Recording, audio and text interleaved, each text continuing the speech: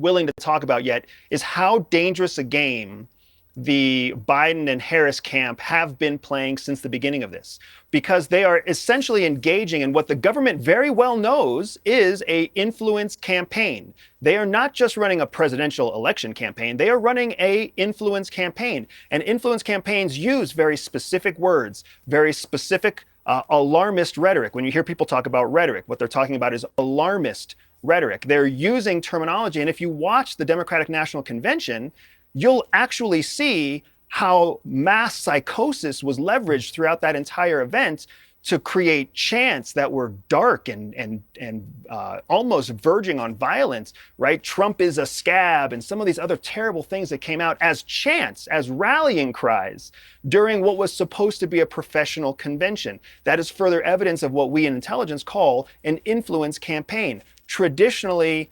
the most politically embedded candidate has always leveraged these influence campaign tactics.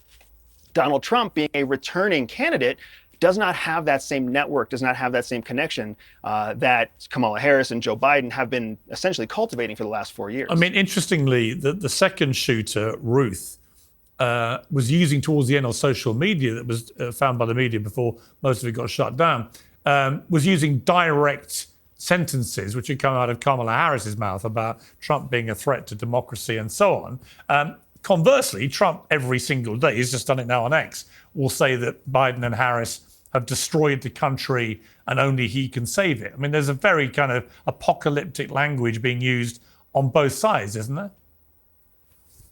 Yeah, you're right. They are both speaking in generalities that are dark and apocalyptic, to use your term. But I think the big difference that we're seeing here is that Donald Trump's rhetoric is still very much, Donald Trump's improv, his off-the-cuff exploration and trying to come up with, sound bites that sound interesting or relevant. Whereas what we're seeing from the Harris and Biden camp, and I call them the Harris and Biden camp because that is what they are. Let us not forget. Right. They are now a combination of sitting president. Yes, sitting president and prospective president, something that has not happened before in history, where a sitting president eligible for re-election simply chose to nominate their vice president. Either way, what you're seeing from that camp are very well-tailored, crafted attacks that are repeated over and over again. Anybody in business, anybody in marketing, even you peers in media, you understand the value of saying the same phrase the same way over and over again. Yeah.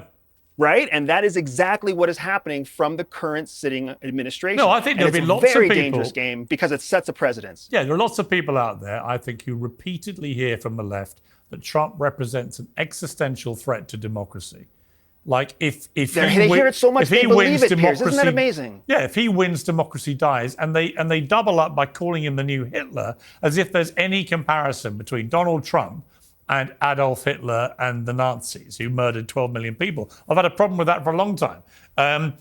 What do you